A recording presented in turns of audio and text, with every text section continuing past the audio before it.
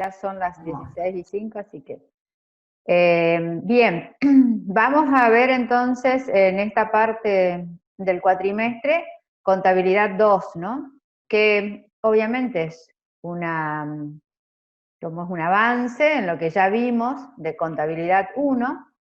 Ya tienen, no sé, me imagino que ustedes ya habrán estado mirando un poco todo el sistema, ahí está, en la materia está encargado, bueno, todo el material, el módulo, los trabajos prácticos, hay un cronograma de actividades y de lectura que la titular de la cátedra ha desarrollado.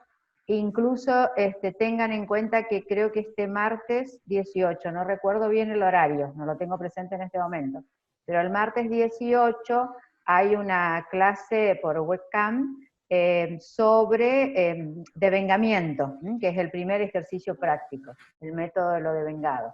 Entonces sería importante que puedan conectarse y hacer las consultas en línea con la titular, porque bueno, el tema del devengamiento es el que define todos los principios de contabilización, ¿no?, de la materia. Así que bueno, la idea es que vayamos trabajando lo que se va incorporando a la plataforma, ir haciendo como hicimos ya con contabilidad 1, alguna síntesis de toda la teoría y tratar de ir avanzando en los ejercicios prácticos, ¿eh? Hoy vamos a tener una clase introductoria, o sea, no vamos a introducirnos en el práctico por cuanto el martes van a dar la primera clase de prácticos. Yo les voy a dar algunas herramientas o conceptos teóricos, pero la idea es de que ustedes trabajen el martes este primer ejercicio práctico. Bien, habíamos dicho que en contabilidad 1, que ya por lo visto ustedes han aprobado, no sé, las otras dos chicas no pude contactarme para ver si la habían aprobado, pero bueno, si no, igual ya están prácticamente como para seguir evolucionando en la materia. En contabilidad 1 habíamos visto todo lo que hace a la práctica y aplicación del sistema de información contable, el concepto, la funcionalidad que tiene, qué objetivos se persiguen, a qué usuarios van destinados, teniendo en cuenta, bueno, por supuesto el marco legal, que es el Código en lo Civil y Comercial, y después, avanzada la materia, vamos a ir viendo también la aplicación de las resoluciones técnicas dadas por la CECIP, que es el organismo que regula el funcionamiento y la práctica de las ciencias contables en todo el ámbito nacional. Bien, vimos también en contabilidad 1 las operaciones básicas, digamos, las más usuales, sobre todo aquellas que tienen que ver cuando se constituye la empresa o cuando inicia sus actividades, y después el desarrollo de sus actividades durante el ejercicio económico, ¿no?, para realizar la registración contable de todas estas actividades y obtener al cierre de ejercicio los estados de ejecución contable. Bien, en esta parte de contabilidad 2 vamos a seguir ahondando en estos conocimientos, ¿no? Vamos a seguir haciendo práctica de todo lo que hace al patrimonio de un ente. En la unidad 1, bueno, concretamente es una introducción de la materia para enlazar con contabilidad 1, y haremos un breve repaso allí de lo que es el sistema de información contable, el proceso contable, o sea, cómo a partir de un hecho económico eso se vuelca en la contabilidad a través del proceso contable y que nos permite obtener el borrador de los estados contables, el estado de situación patrimonial, el estado de resultados, y bueno, y los otros estados contables que son obligatorios de presentar por parte de un ente. En la unidad 2 vamos a hacer un breve repaso. Ya vimos en profundidad en contabilidad 1 lo que hace a caja, banco, bienes de cambio, y vamos en la parte de la unidad 2, vamos a avanzar en otras cuentas del activo que también son importantes. Bienes de uso, todo lo que hace a llaves de negocio, a créditos, vamos a trabajar esas otras cuentas. En la unidad 3 vamos a ver también otras cuentas y rubros del pasivo. En la unidad 4 vamos a trabajar concretamente lo que hace al patrimonio neto. Recuerden que el patrimonio neto es la diferencia entre activo y pasivo, pero en definitiva el patrimonio neto lo que me refleja es la capacidad financiera del ente.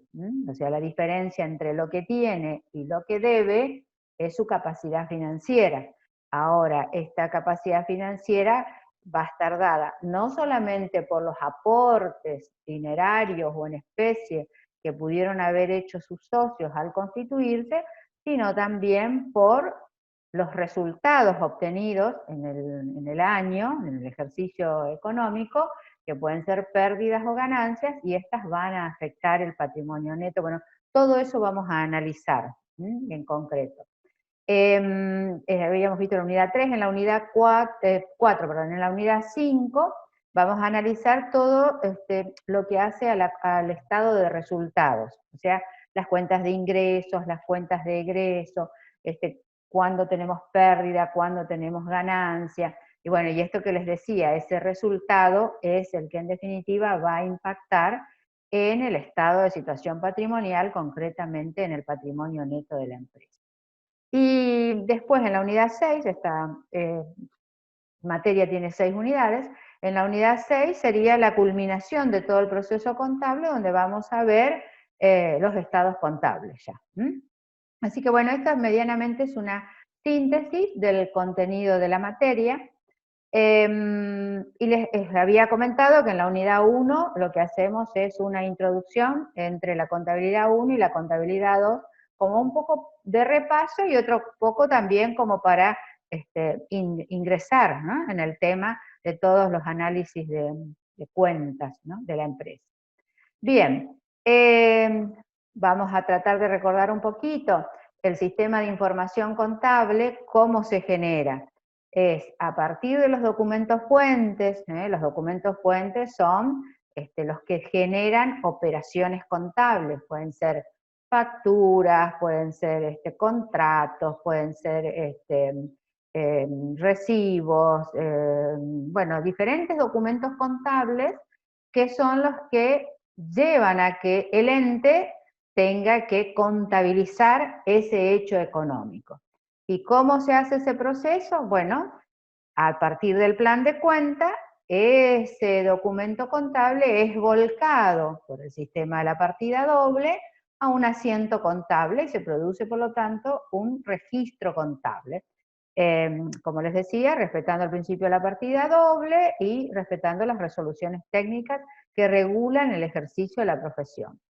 Y esto después genera una salida de información que sería la información contable, que va a estar dada por los diferentes, digamos, balances de sumas y saldos, los estados contables, ya sea de situación patrimonial, de resultados, diferentes informaciones que a lo mejor no son formales, como los estados contables, que se las denomina informales, como pueden ser un listado de clientes, un listado con sus saldos, por supuesto, un listado de proveedores con sus saldos, informes sobre las relaciones con los bancos, o sea, una cantidad de información extra contable que permite también verificar que la información formal que está en la contabilidad sea la adecuada, sea la correcta. O sea que eso sería, en síntesis, el proceso contable. Profe, sí. Me parece que tienen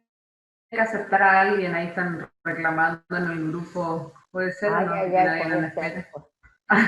Puede ser. Ah, Diana se había ido. Ahí volvió. Sí, porque no tenía audio. Ay, pobre. Perdón, Ahí está. perdón, Diana. Yo vi justo el grupo, por eso. Tenía problemas con el audio, no sé. Ay, sí, para colmo al WhatsApp también escribió. Bien. Sí, por eso vi justo ahí. Claro, si no, Así que, hiciste bien en avisarme. mucho pobre. Bueno, Parece que no hay nadie más. Bien, lo que pasa es que yo me entusiasmo y me olvido que estoy con una máquina. Bueno, bien, les decía entonces que ese sería, en síntesis, el proceso de la información contable, ¿no? Y bueno, y partiendo de este comprobante que genera el hecho económico, que puede estar dado por las operaciones que se realizan cuando se forma o se constituye la empresa, cuando inicia sus actividades, o después las operaciones que realiza durante su vida útil, digamos, las operaciones que va realizando en cada ciclo operativo. Bueno, esto va generando, como les decía, registraciones contables, ¿no? En el libro diario, que eso es lo que cada vez que nosotros practicábamos un asiento contable, estábamos haciendo una similitud de lo que es un libro diario. Por cada operación se realiza un asiento contable debitando una cuenta y acreditando otra cuenta por el principio de la partida doble. Y en ese libro diario estamos impactando de manera cronológica en cuentas que pueden ser de activo, de pasivo, de patrimonio neto, de resultado, o sea, de ingresos o de egresos. Después, también hay empresas que tienen contabilidades descentralizadas, sobre todo esto depende de la magnitud de la empresa, ¿no? Si estamos hablando de una mediana empresa o gran empresa, en comparación de lo que puede ser una unipersonal o una pyme, ¿no? Cuando la empresa ya es más grande, utilizan también subdiarios, ¿no? Que en definitiva lo que hacen es reflejar, puede haber subdiarios de clientes, subdiarios de ventas, subdiarios de compras, subdiarios de proveedores. Lo que hacen es, sobre todo cuando hay mucho movimiento, en esos subdiarios se registran todos los hechos económicos y después con cierta periodicidad, que puede ser semanalmente, quincenalmente o mensualmente, de esos subdiarios se obtiene un resumen y ese dato es el que se vuelca al diario general. En lugar de hacer por cada operación, imagínense una empresa grande que está haciendo a lo mejor, no sé, 1000 ventas diarias, y por cada venta tiene que hacer un asiento contable en el diario general, es complicado. Entonces se utiliza el sistema de subdiarios y con cierta periodicidad el total de esas operaciones de ventas, si ponemos ese ejemplo, se reflejan en un solo renglón, operaciones del día tal a tal, subdiario de ventas, de asientos tales a tal, o sea, se indica toda la información, y en un solo renglón se hace un asiento en el libro diario, que es un resumen, entonces va recibiendo información sintética de los otros subdiarios. Bien, les decía, vamos volcando en el libro diario y después esta información del libro diario se va volcando al libro mayor. El libro diario es un libro obligatorio, o sea, sí o sí la empresa lo tiene que tener. El libro mayor es optativo, pero ¿qué pasa? De alguna manera necesitamos mayorizar los saldos de las cuentas, o sea, así sea un libro que lo registremos o así utilicemos otros medios como fichas movibles o documentación informal, necesitamos mayorizar esos movimientos para ir teniendo por cada una de las cuentas cuáles son sus saldos, deudores y acreedores. Bien, entonces una vez que se vuelca todo esto al libro mayor, que lo que me permite es obtener los saldos de las distintas cuentas, esto se vuelca a un balance de sumas y saldos, que sería todos esos asientos del libro diario, totalizados en los libros mayores por cuentas, con saldo deudores y acreedores, esos totales se vuelcan un balance de sumas y saldos, que en definitiva lo que contiene es un resumen de los hechos económicos que impactaron en cada una de las cuentas que integran la contabilidad, o sea, del plan de cuentas. Entonces, ahí uno tiene sintéticamente reflejada o a través de la mayorización de estas cuentas, los saldos de cada una de estas. Y este es el primer estado o preestado contable que se obtiene. ¿Qué me permite este balance de comprobación de sumas y saldos? Bueno, por un lado, analizar que se cumpla con el principio de la partida doble. O sea, me tiene que balancear justamente, no puede haber diferencias entre los saldos deudores y acreedores. Si yo estoy debitando y acreditando, así sean diferentes cuentas, los totales tienen que ser iguales. O sea que hay un primer control que es numérico para saber si funcionó el principio de la partida doble. Cuando todo esto se hace mediante sistemas informáticos, obviamente que esto es, digamos, no hay diferencias numéricas, porque es automático. Cuando se hace de manera manual, cosa que ya prácticamente no existe, bueno, hay que hacer los controles para ver si no hubo algún error en algún numerito. Pero les decía, este es un balance que comprueba nada más que estas cuestiones numéricas. A partir de ahí, de ese balance de sumas y saldos, tengo que hacer otros análisis para determinar la confiabilidad de las cifras volcadas en cada una de las cuentas del plan de cuentas. Y para esto se realiza la toma de inventarios o diferentes sistemas de control para verificar si los saldos del balance de comprobación de sumas y saldos es correcto o necesita hacerse ajustes. Entonces haremos arqueos de cajas, conciliaciones bancarias, inventario físico de la mercadería, pediremos a los proveedores que nos envíen sus saldos para conciliar con los saldos que nosotros tenemos. O sea, lo que hacemos es utilizar diferentes herramientas para determinar la validez de los saldos que nosotros tenemos reflejados en nuestro balance de sumas y saldos. Una vez hecho ese proceso, generalmente surgen diferencias, bueno, y hacemos los asientos de ajuste, ¿no? Para que nuestra contabilidad refleje los saldos reales. Imagínense que hacemos un arqueo de caja, tenemos una diferencia, digamos, un saldo en caja que es físicamente superior al saldo contable, bueno, tendremos que hacer un asiento de ajuste en el saldo contable para que quede a un valor idéntico al del recuento físico. Y así en cada una de las cuentas que se van analizando.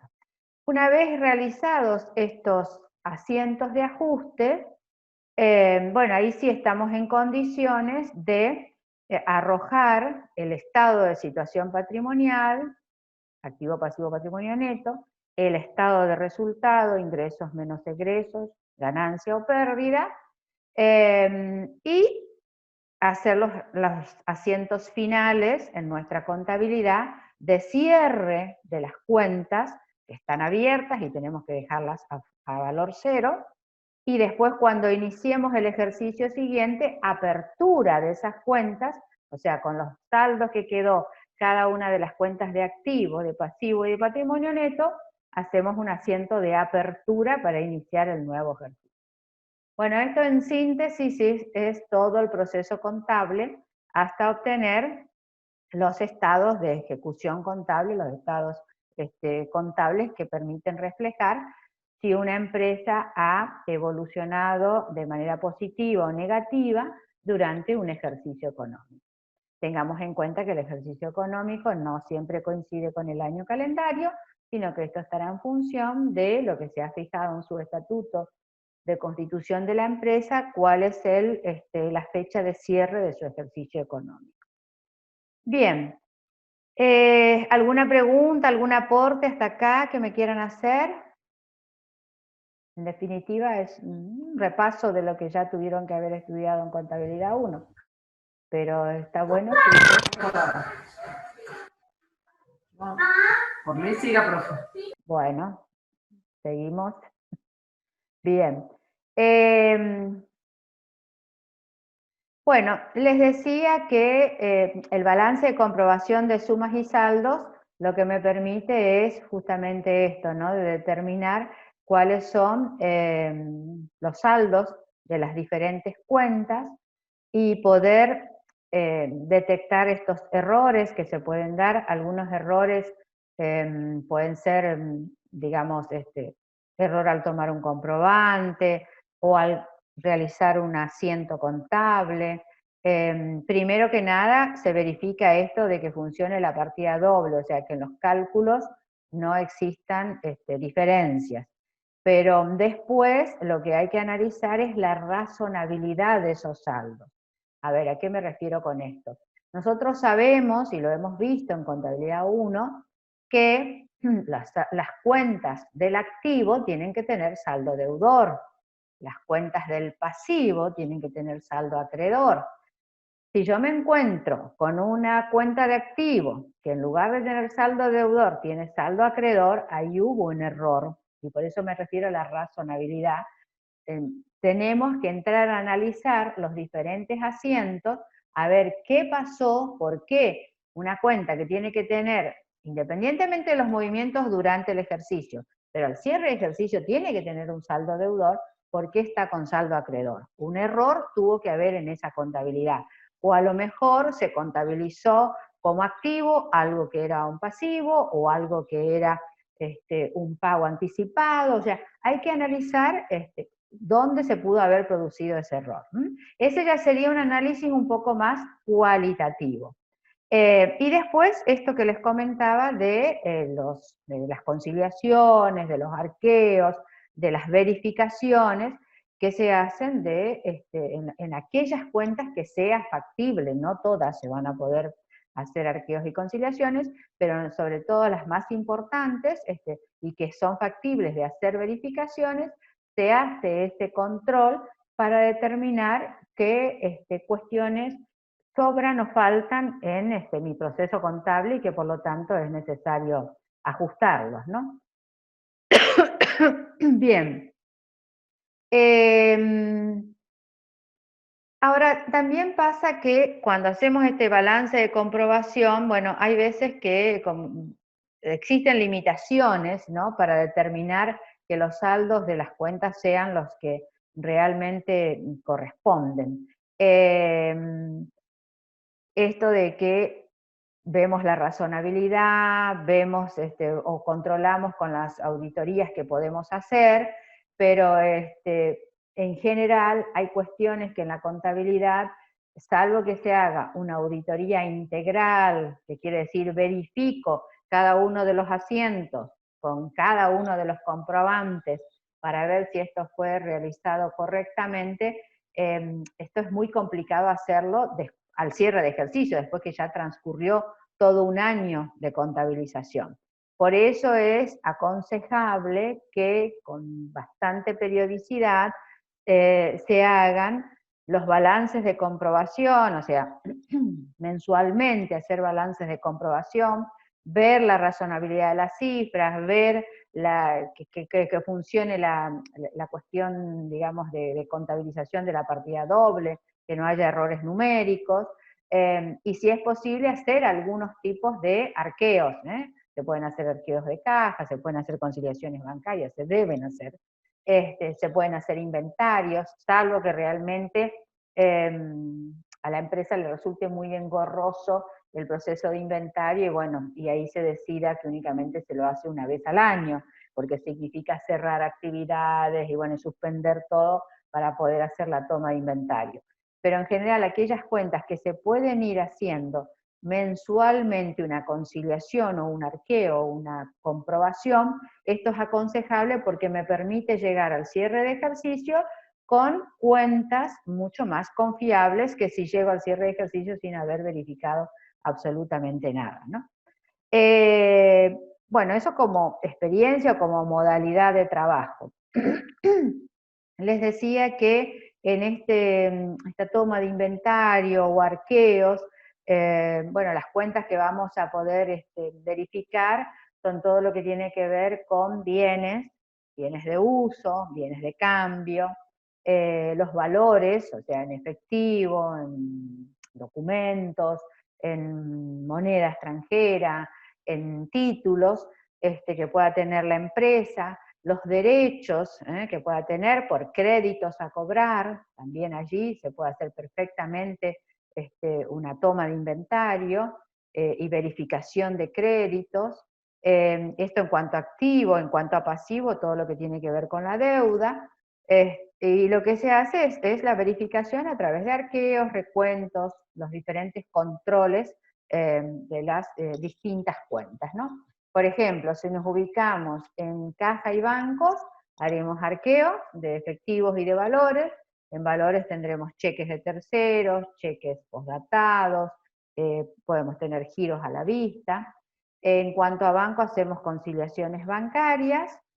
Me avisan que me quedan 10 minutos. Recuerden que seguimos la misma metodología en el mismo IP. Volvemos. Si se corta. Eso en cuanto a caja y banco. En cuentas por cobrar, bueno, podremos mirar, como les decía, solicitar, corroborar saldos con los clientes. Acá también hay que hacer un análisis de las incobrabilidades, porque al cierre de ejercicio se constituyen todo lo que tiene que ver con las provisiones y previsiones y cambiar la categoría de los créditos. O sea, si yo tengo un cliente o tengo clientes que han superado el tiempo en el cual debían cancelar su obligación y no lo han hecho, bueno, ya depende de la reglamentación de la empresa, se establecerá con qué atraso se declara ese cliente en mora, entonces hay que constituir el asiento de morosidad, o sea, sacarlo de deudores y llevarlo a deudores morosos. Y también la incobrabilidad, o sea, si ya la mora ha superado determinado tiempo que hace difícil el recupero del crédito, que ya significa generar acciones prejudiciales o judiciales, bueno, también hacer el asiento de mandar a gestión judicial o directamente incobrables. O sea, todos esos ajustes hay que hacerlos al cierre de ejercicio analizando la cartera de documentos o de créditos por cobrar. Con respecto a los bienes de cambio, bueno, el inventario físico, que eso lo vimos mucho, en lo que tiene que ver con los sistemas, recuerdan, de compras y ventas, ya sea de mercadería, utilizando la cuenta mercaderías o utilizando la cuenta compras. El inventario físico de los bienes de cambio, que pueden ser bienes destinados a la comercialización, si son bienes finales, para aquellas empresas que compran y venden, o pueden ser bienes del proceso productivo, materias primas, si todavía no han ingresado al proceso productivo, bienes intermedios, bienes preelaborados, bienes elaborados, o sea, los diferentes inventarios de todo lo que tiene que ver con la cuenta bienes de cambio. Lo mismo en bienes de uso, hacer el inventario físico, o sea, el recuento de estos bienes, que recuerden que los bienes de uso son aquellos que tienen una vida útil superior al ejercicio económico y que por lo tanto se les da la imputación, no están afectados al comercio, o sea, no se los adquiere para la venta, sino que se los adquiere con la idea de que permitan el desarrollo de las actividades, como pueden ser automotores, inmuebles, maquinarias y demás, y que por sus características tienen una vida útil superior al año. Bueno, se hace el recuento físico de estos bienes, se analizan las depreciaciones, que la depreciación es la amortización o la pérdida de valor que tiene el bien por el transcurso del tiempo. Esas depreciaciones, de acuerdo al tipo de bien, pueden ser en 3 años, en 5 años, en 10 años, en 50 años, como son los inmuebles. Se analizan y se hacen los asientos de amortización y se establece el valor residual de los bienes de uso, o sea que sería la diferencia entre el costo de adquisición, las amortizaciones acumuladas, menos las amortizaciones acumuladas, obtengo el valor residual del bien de uso. Bueno, y así también con el resto de los activos, intangibles, inversiones y demás. Y después entraremos también en todas las cuentas del pasivo, las deudas. Como les decía, acá también se puede hacer una conciliación con los diferentes acreedores o proveedores de la empresa para determinar si los saldos de mis cuentas coinciden con los saldos que estos acreedores o proveedores entienden que tienen derecho a reclamar a la empresa. O sea, conciliar esas cuentas, hacer los ajustes correspondientes, analizando los saldos de esos deudores, de esos proveedores y acreedores, perdón, determinando también las deudas fiscales que pueden surgir. Deudas fiscales, algunas van a ser exigibles porque ya están vencidas, o sea, deudas con la AFIP, con rentas o ATP, con el municipio, deudas por contribuciones y retenciones al personal, deudas también que se puedan generar por salarios no abonados. Como les decía, algunas pueden estar vencidas, o sea, no se pagaron a su vencimiento, y otras pueden estar devengadas, pero no vencidas. O sea, quiere decir, ya se generó el hecho económico, ya transcurrió el tiempo como para que esta deuda sea, digamos, contabilizada, pero aún no vence el plazo para su pago, pero ya hay que registrarla como una deuda. Como puede ser, por ejemplo, en salarios, cuando al cierre de ejercicio, suponiendo que sea en diciembre, el ejercicio económico de la empresa coincida con el año calendario, nosotros al cierre de ejercicio tenemos devengado, o sea, ¿qué quiere decir? Generada la obligación de pago del aguinaldo, ¿sí? Pero legalmente ese pago vence al 5 del mes siguiente. Por lo tanto, se refleja como una deuda que afecta el balance o el estado de situación patrimonial de la empresa de este ejercicio, pero se refleja como deuda porque su vencimiento legal se produce en el ejercicio siguiente. Bueno, siguiendo con pasivo, vamos a ver previsiones. Estas previsiones se constituyen teniendo en cuenta ciertas cuestiones que a veces son, digamos, imprevistas, como pueden ser previsiones para deudores incobrables, previsiones para despidos del personal, y que es aconsejable constituirla justamente para hacer una reserva por si se dan este tipo de contingencias. Y después, bueno, analizaremos las cuentas del patrimonio neto, ¿no? En definitiva, en el patrimonio neto se van a registrar todo lo que tenga que ver con los aportes que hicieron los socios, o sí, los asambleístas, los socios o dueños de la empresa, los aportes comprometidos, los aportes integrados, los resultados del ejercicio que inciden en el patrimonio neto, los resultados acumulados de ejercicios anteriores, las reservas, bueno, todo esto, después lo vamos a ver más en detalle más adelante, constituye el patrimonio neto de la empresa. Esto en cuanto al estado de ejecución patrimonial. Y después tendremos que analizar las cuentas que hacen al estado de resultado, o sea, las cuentas de ingresos y de egresos, o sea, recursos y gastos, también verificar la razonabilidad de esos números o de esos valores que reflejen el movimiento que ha tenido la empresa, que puede arrojar una ganancia o una pérdida. Bien, bueno, esto en general, así como haciendo una síntesis de lo que se ha visto, digamos, ya en contabilidad 1, un poco como para recordar todo lo que vamos a introducir para analizar en esta segunda parte de la materia, ¿no? Ahora me gustaría, espérenme un segundito, yendo al, no sé si ustedes tienen a mano el ejercicio práctico número 1, que es el que van a dar en la clase del 18. Yo les quiero acá dar unos conceptos de lo que es el devengamiento, pues yo no sé si ustedes lo tienen en claro, porque justamente toda esta parte de la materia vamos a trabajar mucho con este concepto del principio de lo devengado. Yo sí tengo el trabajo a mano, así que Bueno, yo lo perfecto. sigo, no sé las chicas. No sé, las chicas están calladitas. ¿Tienen todas el ejercicio práctico 1?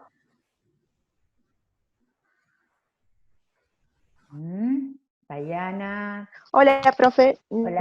No, yo no lo tengo, pero Bueno, bueno, después lo busco, no hay problema. dale, dale, dale.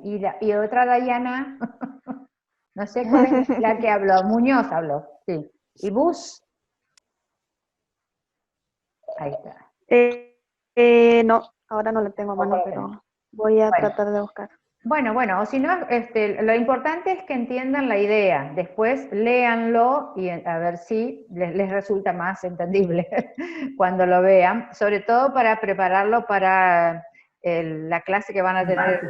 Bueno, entonces les estaba comentando que acá tenemos que tener en cuenta el concepto de imputación, o sea, imputar, que se lo utiliza en la terminología contable, imputar quiere decir impactar, impactar en la contabilidad con un hecho económico, ¿sí?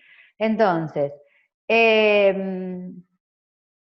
cuando nosotros tenemos en la contabilidad información de un hecho económico, independientemente que se haya cobrado o pagado, percibido o no, tenemos que imputar ese hecho económico. Este es el principio de lo devengado.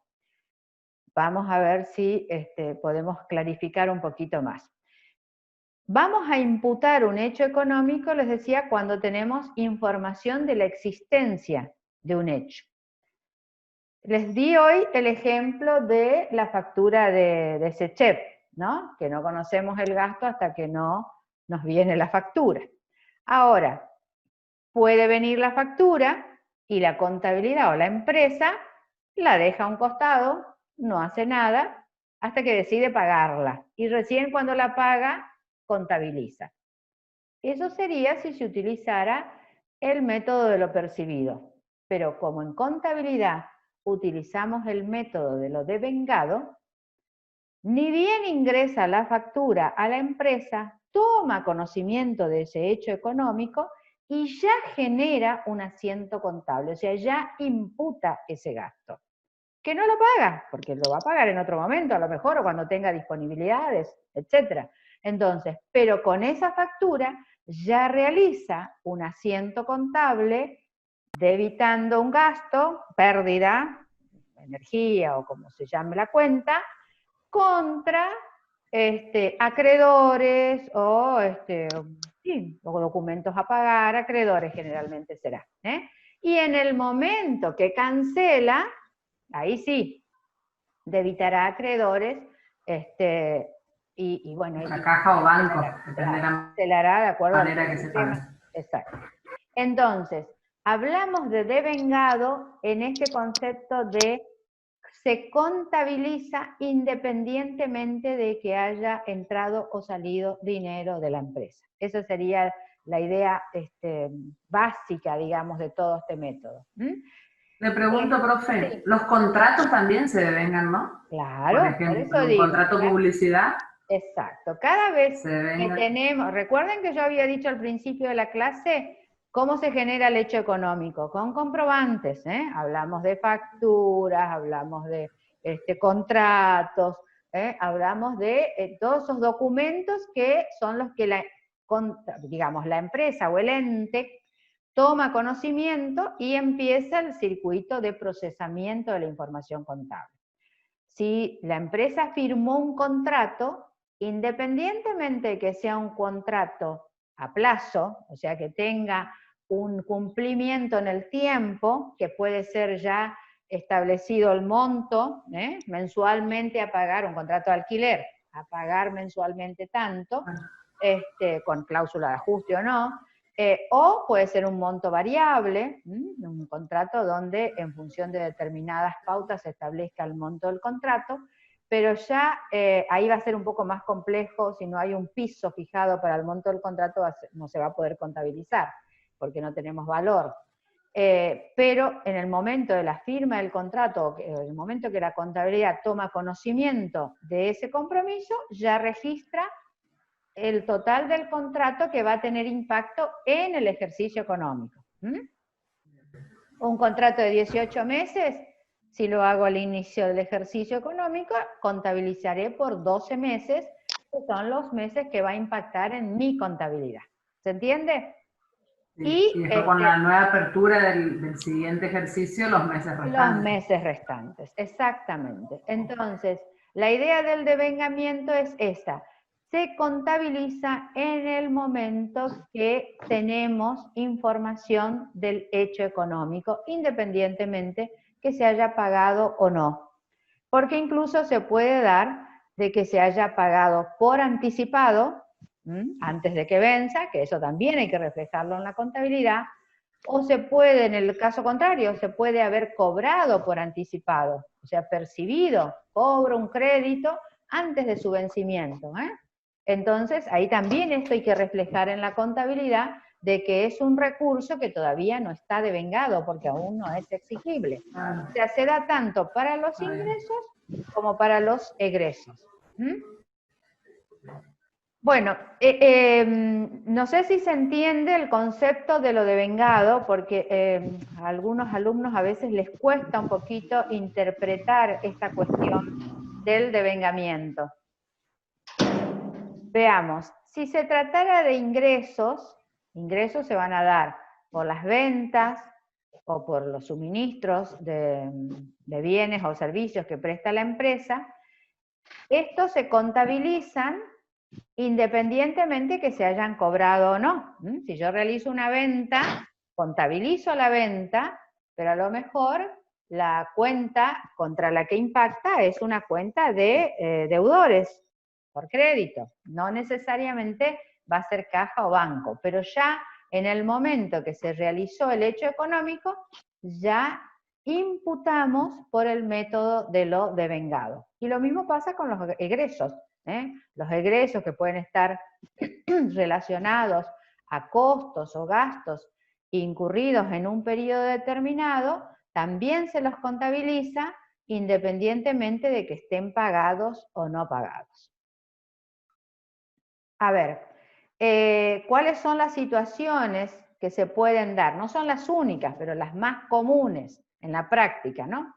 Por ejemplo, cobramos una venta, pero de manera adelantada, ¿sí? O sea, ingresos cobrados por adelantado. Todavía no era exigible, pero el cliente, ya sea porque le generé una nota de crédito y quedó pagado de más, o porque quiso pagar un poco más para que le quede ese crédito, entonces es un recurso que ya ingresó a la contabilidad, pero que no debería impactar porque aún no está devengado. Por lo tanto, se lo registra con una cuenta regularizadora de activo o directamente de pasivo para reflejar esto que aún no es exigible. O al revés, ingresos que ya están devengados, o sea, ya son exigibles, pero todavía no son cobrados, o sea, no son, no los pagaron, no los hemos podido cobrar. Entonces, los reflejaremos también con cuentas que reflejen ese crédito. Entonces será, no sé, ventas a cobrar, comisiones a cobrar, alquileres a cobrar, para que quede reflejado en el activo ese crédito. Sí. A ver, le consulto algo, me perdí. Si ya nos pagaron algo y no llegamos a devengarlo, ¿no se lo puede poner como un ingreso directamente o sí hay que devengarlo? A ver, yo alquilo o por publicidad, por ejemplo, tengo un contrato de publicidad que no lo terminamos de firmar y el hombre en vez de hacerme en cuotas me dio la plata todo en efectivo sin firmar el contrato, ya me dio el ingreso, no hago nada, o sí igual hay que devengar algo, pero ya está cancelado. Sí, tenés que registrarlo, claro, porque ahí es, digamos, tenés primero el dinero antes de que sea exigible. Entonces, por eso decía, ese es el caso en que tenés que reflejar el ingreso, pero paralelamente el asiento que vas a usar no va a ser de resultado, sino que va a ser regularizadora de activo o directamente un pasivo.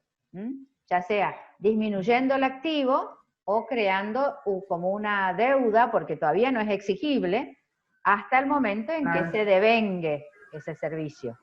¿Está? Y ahí sí, entonces se cancela. Entonces, o sea, sí o sí se devenga, por sí más que... o sí se imputa. Sí o Sí o sí. sí se imputa. Se imputa. Claro. Sí. Lo que hay que hacer es reflejar el devengamiento en el sentido si es exigible o no. Si era algo que era exigible, no pasa nada. Porque, bueno, será caja banco contra la cuenta que impactó. Pero si no era exigible, ya sea del lado de ingreso o del lado de egreso, cualquiera de los dos, hay que reflejar ese crédito o esa deuda que se genera porque aún no es exigible. ¿Se entiende? Ese es el concepto de lo devengado.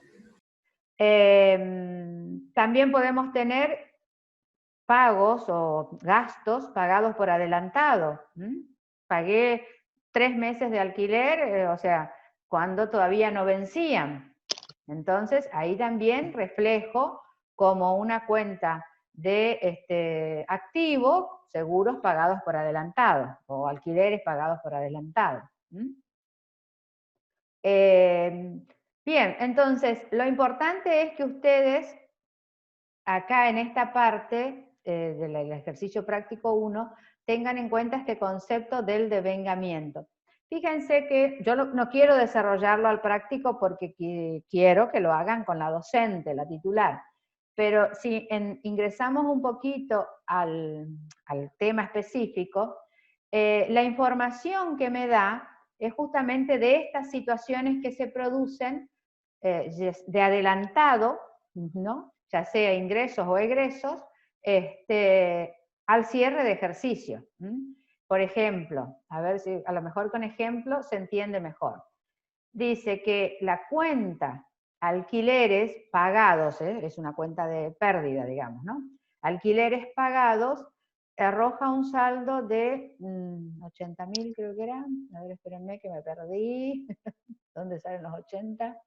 El saldo, no, acá en el punto 1. El saldo de la cuenta alquileres perdidos o pagados se encuentra incluido el pago de alquileres por 80.000 pesos del inmueble utilizado como local de venta y depósito. Y con esos 80.000 se pagaron noviembre, diciembre del 16, esta empresa cierra ejercicio en diciembre del 16, enero y febrero del 17. O sea, por el método de lo devengado, lo único que tiene que quedar reflejado como alquileres perdidos es noviembre y diciembre, porque esos meses ya transcurrieron al cierre de ejercicio. Pero enero y febrero son alquileres pagados por adelantado.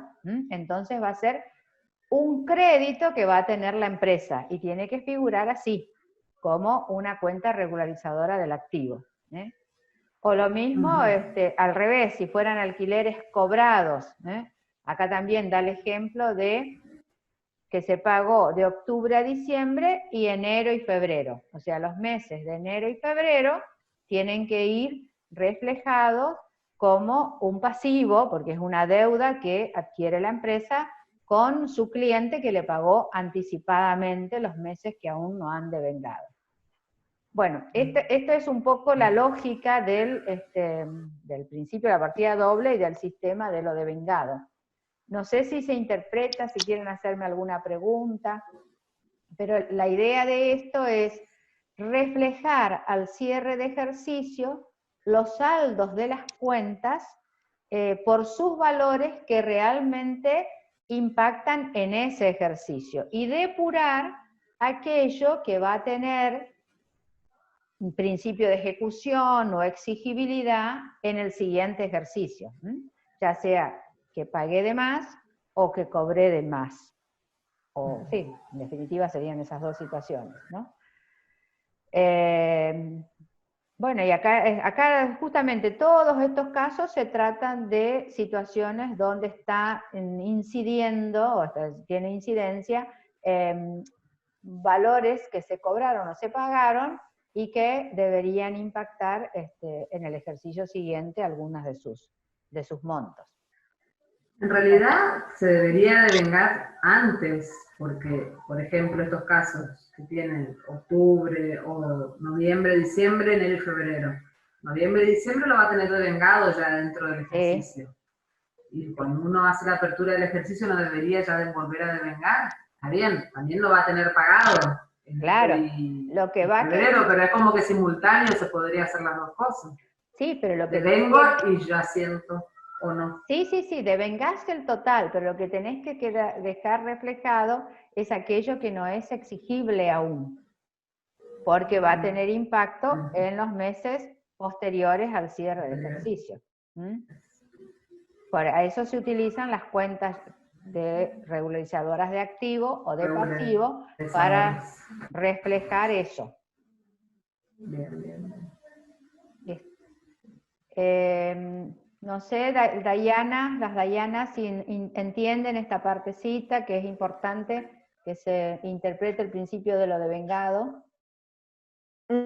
No, justamente le iba a preguntar en qué cartilla o en qué módulo, porque en el módulo del segundo semestre no está el concepto de lo devengado. No está en la. Y en la cartilla anterior. En el práctico, Dayana, en el práctico 1. Claro, solamente del práctico, nomás solamente. Sí. Está la definición en el práctico, están los conceptos. Está del ítem, en la primera hoja están todos los conceptos que la profe estaba diciendo recién, y después viene la consigna. Está bien, pero no hay nada que nos, como ejemplos, digamos. No hay otro material teórico, esa es tu pregunta. Exacto. No. Por eso es que me parece importante, bueno, primero, como bien te dice Rosario, lee la parte teórica, ese práctico tiene una introducción conceptual. Sí, exacto. Eso. Sí. Y bueno, el tema pasa por entender bien esto porque hace a toda la contabilización, ¿no es cierto? O sea que tenemos que tener bien en claro el principio de lo devengado. Bueno, para entender bien toda nuestra materia. Bueno, ¿y la otra Dayana? Hola. Sí, profe, estoy entendiéndolo. Más o menos. Sí. Más o menos. Martes a las 6 de la tarde. A las 6. Dura 2 horas más o menos, dice. A las 6 es la clase con la profesora de la cátedra de este tema. Exacto. Ahí encontré la ruta. Ay, no sabía eso yo. Y claro, yo recién encontré porque está en una solapa, Dayana, y hay un montón de fechas. Ay, por favor. Bueno, por eso seguramente irá a quedar grabada. Sí, va a quedar grabada. Sí, claro. Pero lo que yo comentaba al principio es que si pueden participar estaría bueno, porque van a tener la oportunidad de hacer consultas. Pero sí, el material lo van a tener grabado, sin duda que va a ser así. Pero bueno, es importante porque ahí también la jefa de cátedra va a desarrollar este práctico como ejemplo, porque después tenemos otros, pero bueno, este es el único que van a ver en esta cuestión del método de lo devengado. Así que, bueno, estamos, chicas, no sé si no tienen otra consulta, estaríamos hasta acá con la clase. Bueno, todos los viernes tenemos profe, ¿no? Todos los viernes a las 4. Todos los viernes. Vale, bien. Bien, buenísimo. No, yo por el momento no tengo preguntas porque la realidad es que todavía no he empezado a leer el módulo. Claro. Y bueno, cuando vaya haciendo los ejercicios seguramente me van a surgir las dudas. Bueno, perfecto. Bueno, muy bien. ¿Estamos entonces? Nos veremos el próximo viernes. Gracias. Gracias. Hasta luego. Chao. Hasta luego. Hasta luego.